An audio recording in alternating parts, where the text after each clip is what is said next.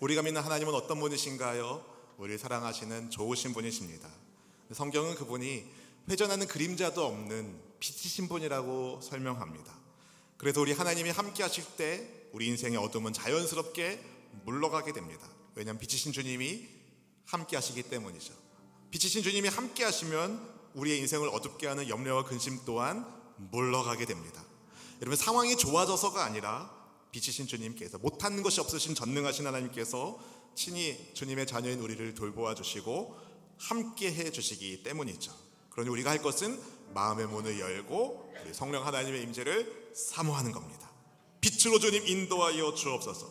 오늘 말씀 가운데 주님 가르쳐 주시고 주님 따르기를 원합니다. 그렇게 사모하는 마음으로 우리 하나님 앞에 먼저 찬송을 올려드리겠습니다. 오늘 이곳에 계신 성령님, 오늘 이곳에 계신 성령님, 우리에게 말씀하시고 우릴 가르치소서.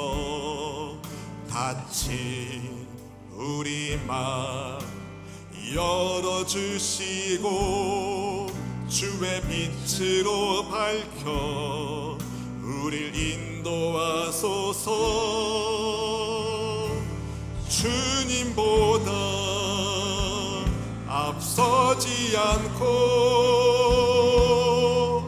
겸손하게 주님의 말씀 기다리니 주님 손에 우릴 드립니다. 우릴 드립니다. 사랑으로 인도하소서. 오늘 이곳에 계신 성령님 환영합니다. 오늘 이곳에 계신 성령님, 우리에게 말씀하시고 우릴 가르치소서. 닫힌 우리 마음 열어주시고 주의 빛으로 밝혀 우릴 인도하소서. 우리의 기도입니다. 주님보다 앞서지 않고 겸손하게 주님의 말씀 기다리니 주님 손에 우릴 드립니다. 사랑으로 인도하소서. 주님보다 앞서지 않겠습니다. 주님보다 앞서지 않고 겸손하게 주님의 말씀 기다리니 주님 손에 우릴 드립니다. 사랑으로 인도하소서.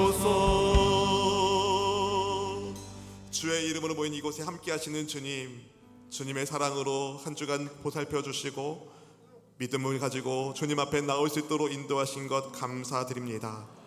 이곳에 주의 백성들이 성령 하나님을 환영하며 인정하며 초청하오니 성령 하나님 이곳 가운데 임하여 주시옵시고 각 사람의 심령 가운데 생수의 강이 흘러 넘치게 하여 주셔서 주 보좌로부터 흘러내려오는 그 생수의 강의 은혜로 말미암아 주님 살아나고 회복되고 소생케 되어지는 하나님 나라의 치유와 회복의 역사가 임하게 하여 주옵소서.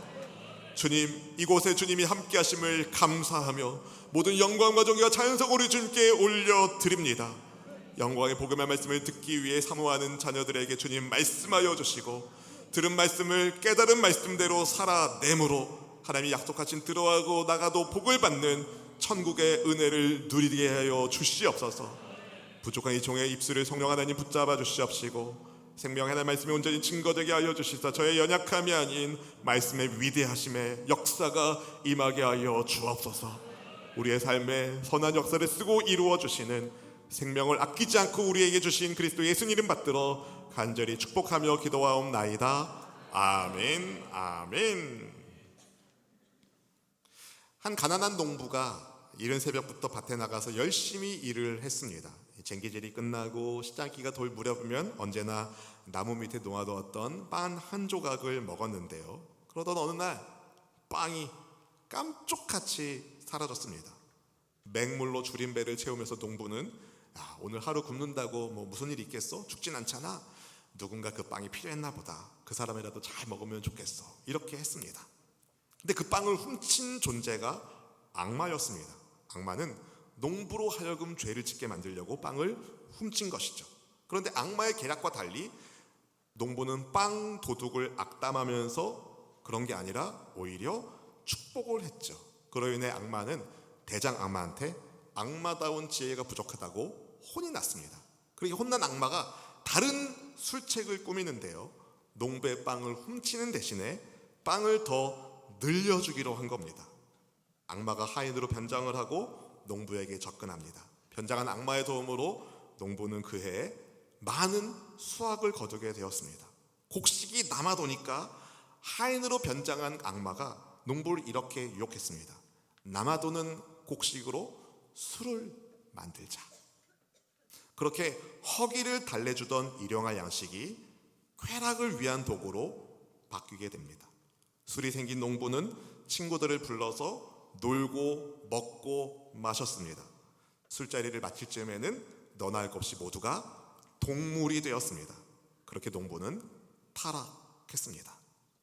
대장 악마가 어떻게 농부를 타락하게 만들었는지를 물어보았을 때에 농부를 타락시킨 악마는 이렇게 답했다고 합니다.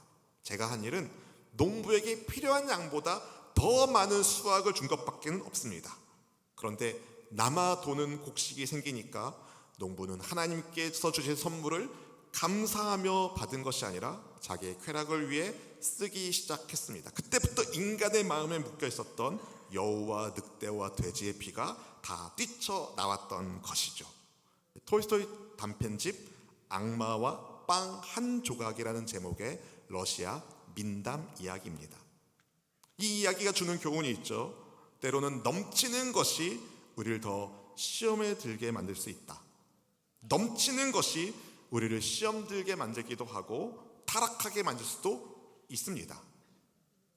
감사를 잃어버리면, 하나님의 은혜를 잊어버리면, 삼손이 그랬습니다.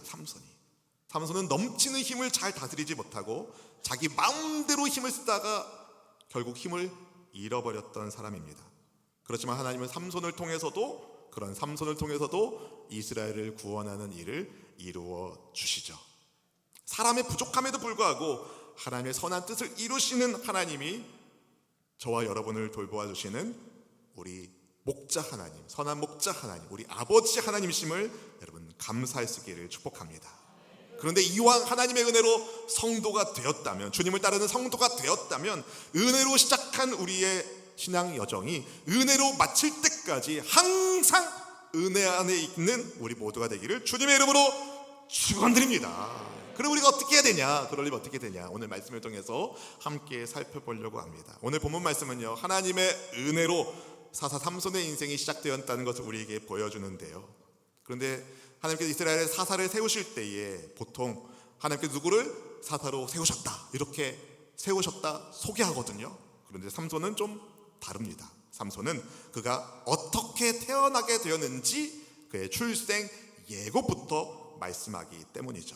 사사기에서 반복되는 역적 패턴대로 이스라엘이 다시 하나님 앞에 악을 행했습니다. 그러자 하나님이 이번에는 이스라엘을 블레셋 사람들의 손에 넘겨주셔서 블레셋이 이스라엘을 40년 동안 괴롭히게 되었습니다. 여러분, 이 40년이라는 시간은 보통 시간이 아닙니다. 지금껏 이스라엘 백성들이 이방 민족의 다스림을 받았던 기간 중에서 제일 긴 시간이 몇 년이다? 40년입니다.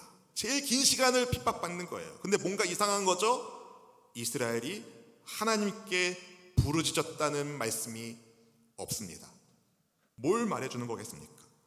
고통 중에서도 이스라엘은 하나님을 찾지 않았다. 블레셋의 통치를 당연히 여겼다는 겁니다.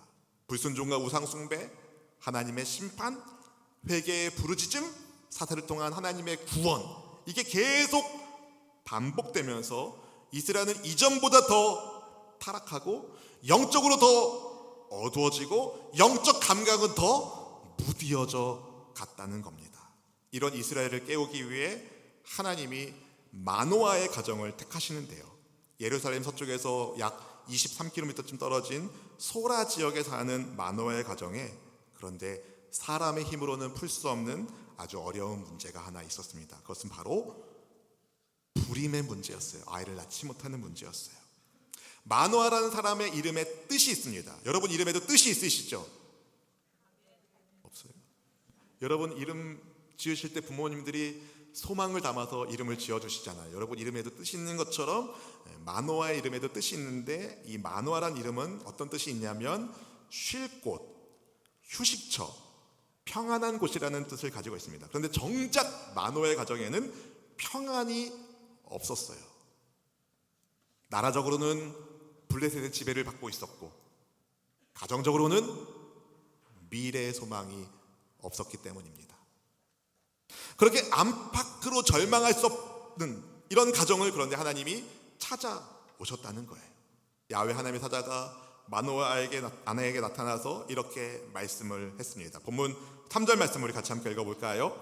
야훼의 사자가 그 여인에게 나타나서 그에게 이르시되 보라, 내가 본래 임신하지 못함으로 출산하지 못하였으나 이제 임신하여 아들을 낳으리니.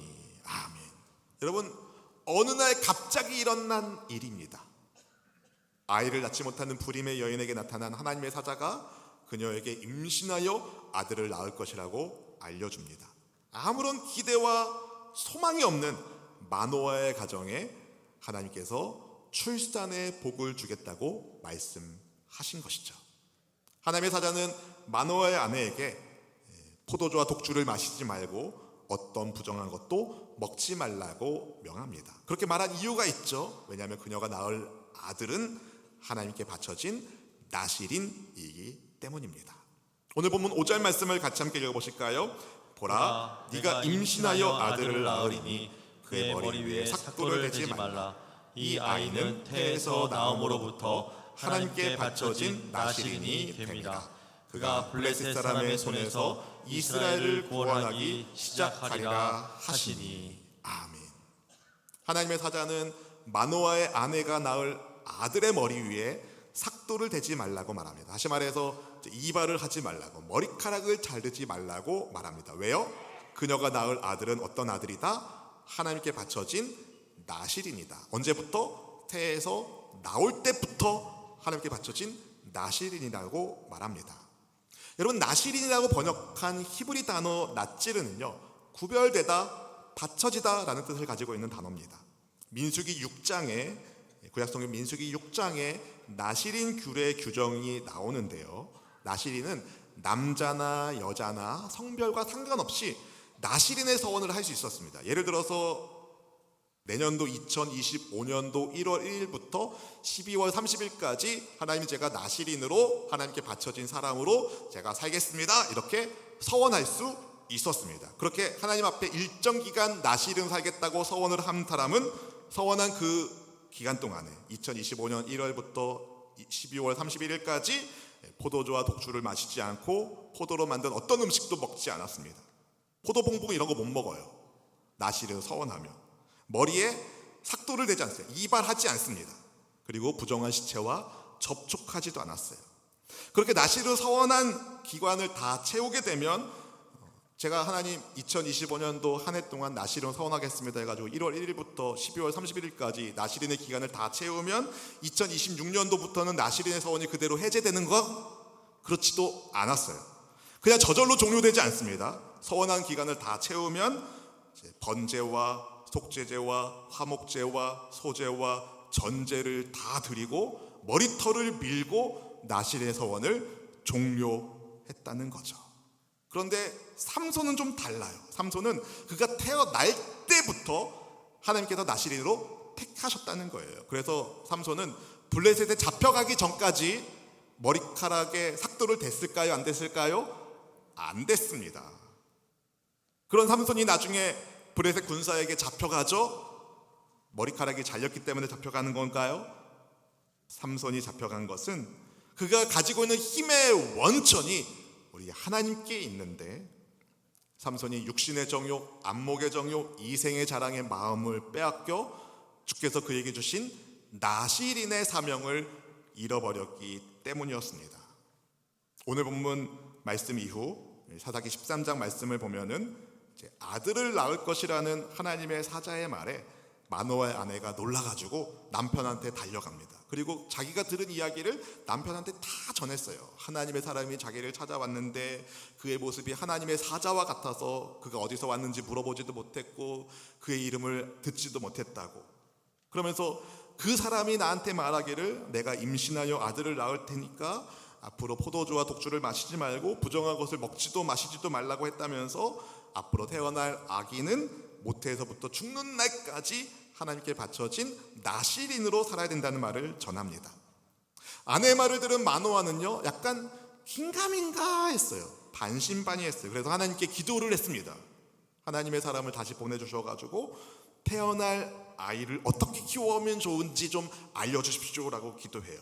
그 기도에 하나님이 응답하셔서 하나님의 사자가 또 찾아오는데 누구를 찾아오냐면 마노아를 찾아온 게 아니라 마노아의 아내를 또 찾아갑니다. 그래서 아내가 남편한테 또 달려가가지고 자기가 임신한 것을 말해준 그 사람이 왔다고 전하는 거예요. 그래서 마노아가 남편이 아내를 따라가서 마침내 하나님의 사자를 만나게 됩니다. 마노아는요 하나님의 사자에게 아내가 아내에게 해준 이야기가 사실인지를 확인하고 이런저런 이야기를 나눕니다. 그러면서 하나님의 사자에게 태어날 아기를 어떻게 기르면 좋을지를 물어봐요. 그럼 거기에 대해서 앞으로 이렇게 키워라 말하면 좋을 텐데 마노아의 질문에 하나님의 사자는 이미 그의 아내에게 다 말해줬다면서 알려준 대로 하면 된다고 말합니다. 자기와 대화를 나누고 있는 이분이 뭔가 좀 특별한 존재인 것을 마노아가 알고 그 이름을 물어보는데 그러자 야훼의 사자가 하나님의 사자가 왜 이름을 묻느냐며 자기를 뭐라고 소개하냐면 18절에 보니까 기묘자라고 소개합니다. 기묘자. 여러분 기묘로 번역된 히브리 단어 필리는요 어떤 뜻이 있냐면 놀라운, 이해할 수 없는 이란 뜻을 가지고 있는 단어입니다. 구약에서 필리라는 이 단어는 항상 하나님의 어떤 액션과 하나님의 어떤 행동과 연관되어 나오는데 이스라엘의 역사 속에서 하나님의 구원과 큰 기적의 사건들과 연관된 단어가 바로 이 기묘라는 단어입니다.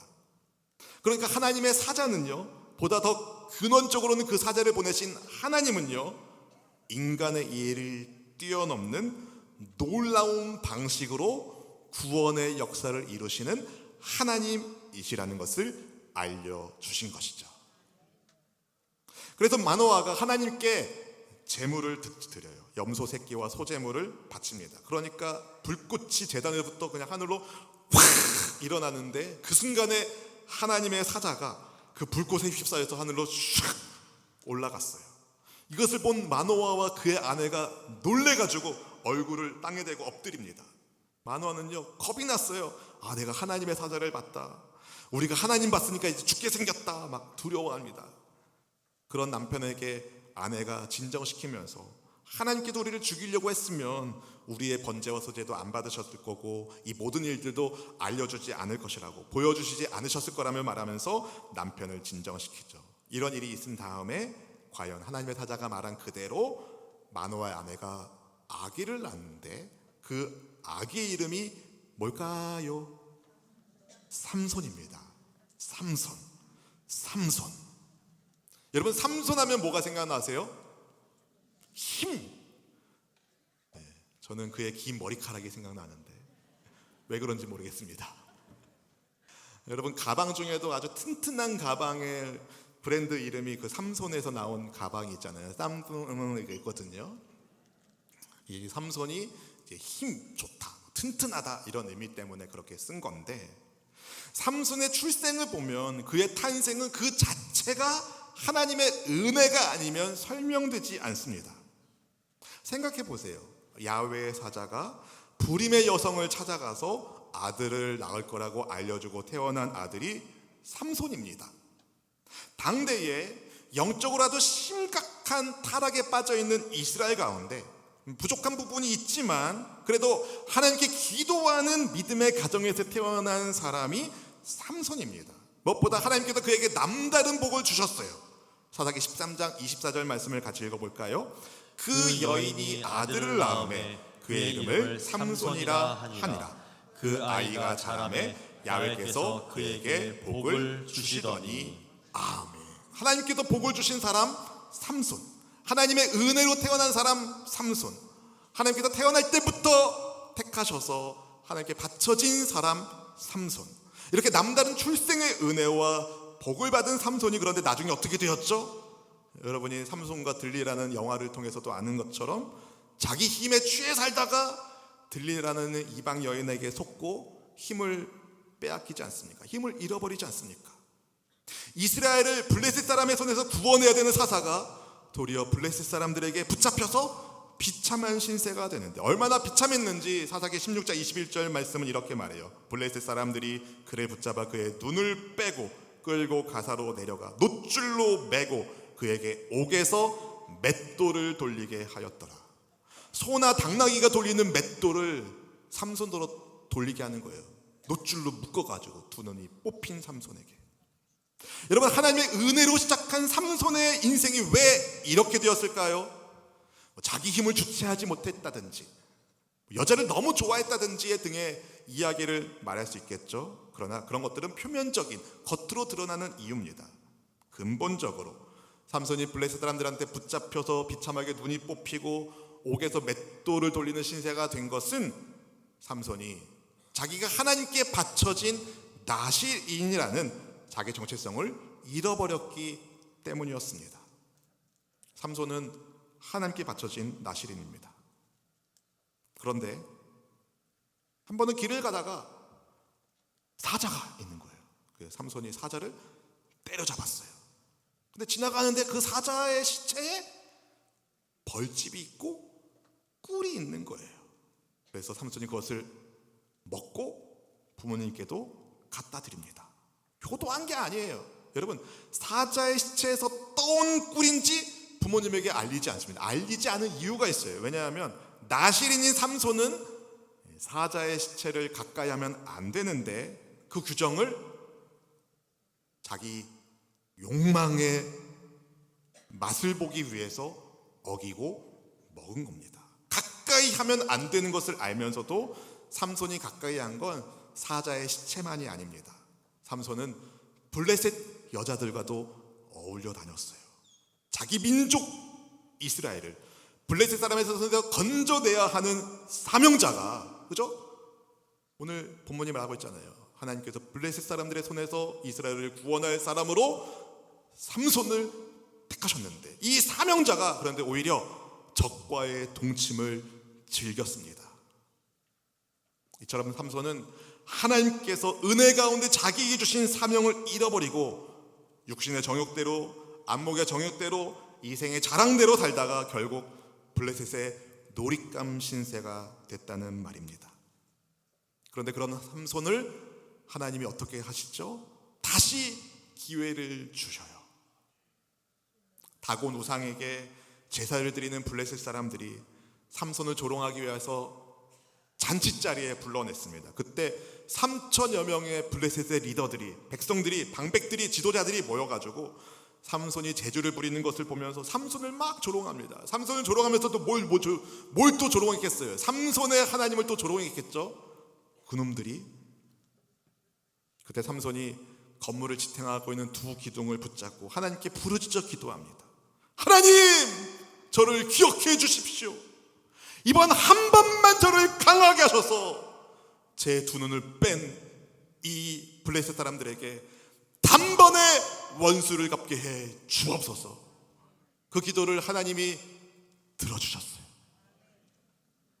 삼손이 블레셋 사람들이 모여있는 건물의 주 기둥을 껴안은 삼손이 힘을 팍 주니까 기둥이 쓰러집니다. 그때 그 건물이 어르르 다 무너지죠.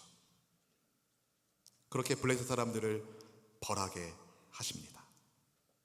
비록 나실인의 사명을 잃어버린 채 자기 눈이 좋은 대로 살다가 결국 눈이 뽑힌 육신의 정욕, 안목의 정욕, 이생의 자랑대로 살았던 삼손이었지만 회개하고 주님의 은혜를 구하는 삼손에게 하나님이 다시 기회를 주셨다는 거죠.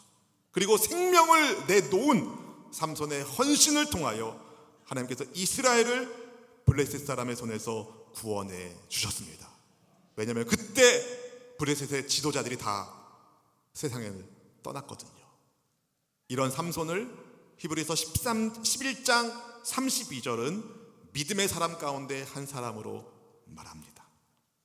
사랑하는 성도 여러분, 은혜로 시작한 삼손의 인생이 은혜로 마칠 수 있었던 까닭은 누구 덕분입니까? 삼손이 잘해서일까요? 하나님 덕분입니다. 전적으로 하나님의 은혜 덕분이에요. 마찬가지로 여러분, 우리의 신앙 여정을 돌아보면, 우리의 신앙생활을 돌아보면 누구나 하나님의 은혜로 내가 신앙생활을 시작하게 되었다고 말할 수밖에 없습니다. 왜냐? 로마서 5장 8절이 말씀하지 않습니까? 같이 읽어보실까요? 우리가 아직 죄인 되었을 때에 그리스도께서 우리를 위하여 죽으심으로 하나님께서 우리에 대한 자기의 사랑을 확증하셨느니라. 아멘. 여러분, 우리가 아직 죄인 되었을 때에,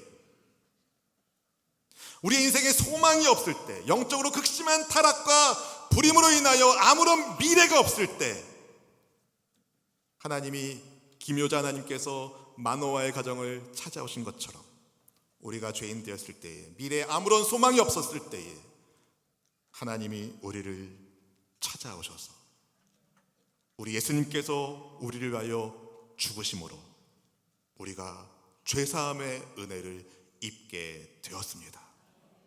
그래서 예수님이 기묘자세요. 우리의 이해를 뛰어넘는 놀랍도록 아름다우신 기묘자 예수님. 기묘자께서 극심한 타락의 시대를 살아가는 이스라엘에 불임의 상처가 깊은 마노아의 가정에 찾아오셔서 놀라운 일을 행하신 것처럼 우리를 찾아오셨습니다. 그러니 여러분, 기묘자 예수님의 은혜로 구원을 받은 우리는 뭐겠습니까? 이 시대의 나실인이죠. 우리가 아직 죄인 되었을 때에 그리스도께서 우리를 위하여 죽으심으로 하나님께서 우리에 대한 자기 사랑을 확증하신 것. 여러분, 세상에 어떤 신이 죄인을 구원하게 하여 자기 목숨을 버립니까? 단 한 분, 예수님밖에 없어요. 우리가 이해할 수 없는 놀라운 방식으로 우리를 찾아오신 예수님, 기묘자 예수님께서 주님의 핏값으로 여러분을 사셨기에 우리는 누구 겁니까? 하나님의 겁니다. 우리가 하나님의 것이라는 것은 하나님이 택하신 이 시대의 나실인이라는 거예요. 언제까지요? 여러분, 나실인의 정체성이 여러분 언제까지 있다고 생각하십니까? 우리 평생. 예수님께서 자기 생명값을 주고 사신 이 시대의 나실인인 성도 여러분, 예수님이 생명값을 주고 사셨기 때문에 우리는 더 이상 내게 아닙니다. 하나님의 것입니다. 믿으시면 아멘. 그럼 여러분 선포하셔야 됩니다. 한번 어깨를 펴시고 눈을 크게 뜨시고 선포하겠습니다. 주먹을 불끈 쥐고 선포하겠습니다. 나는 하나님께 바쳐진 이 시대의 나실인이다. 나는 하나님께 바쳐진 이 시대의 뭐라고요? 나실인이다. 여러분, 이 시대의 나실인으로서 여러분에게 주신 사명이 있습니다.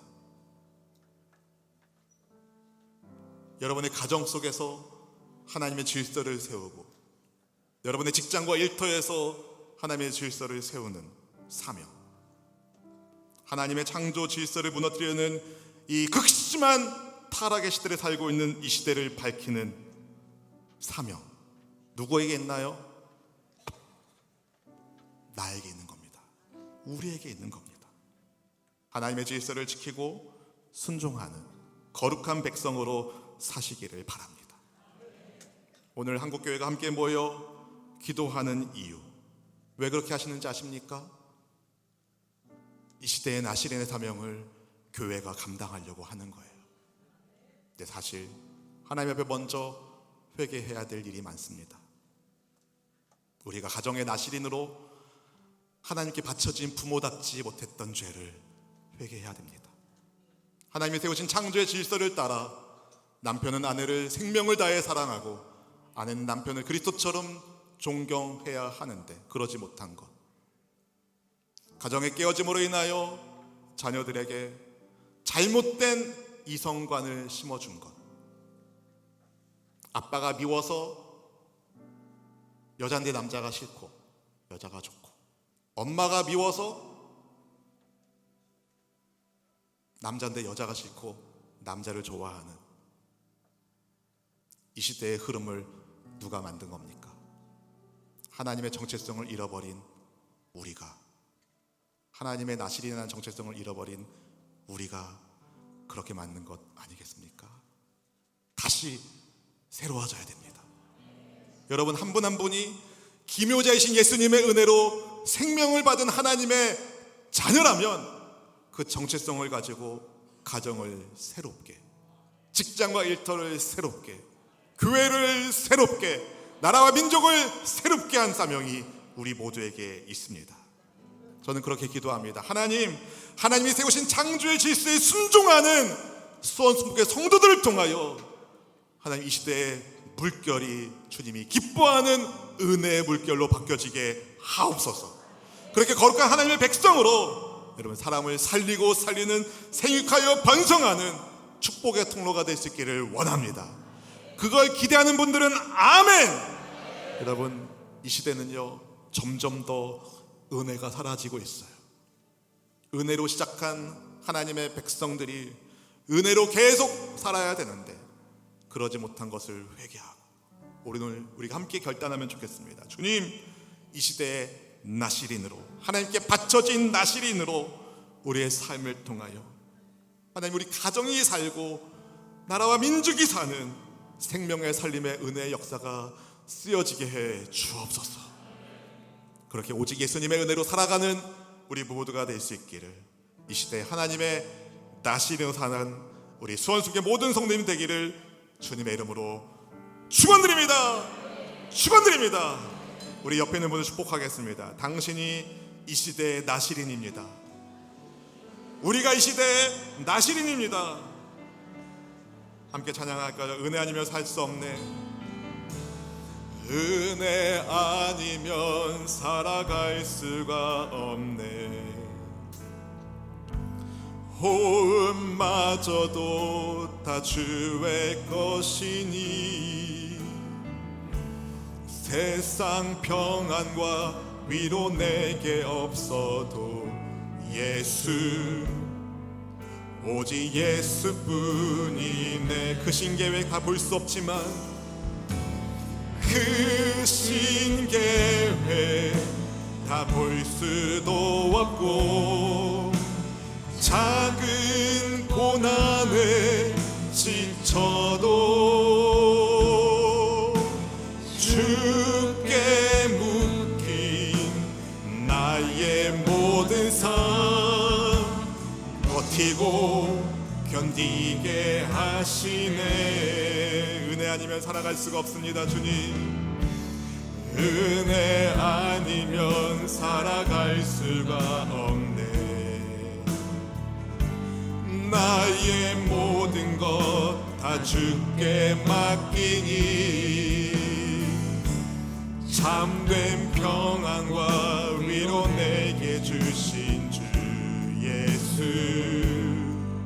오직 예수뿐이네. 그 신계획 다 볼 수도 없지만 그 신계획 다 볼 수도 없고 작은 고난에 지쳐도 주께 묶인 나의 모든 삶 버티고 견디게 하시네. 은혜 아니면 살 수가 없습니다. 은혜 아니면 살아갈 수가 없네. 나의 모든 것 다 다 주께 맡기니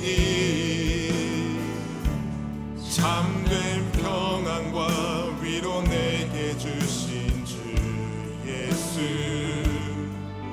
오직 예수뿐이네.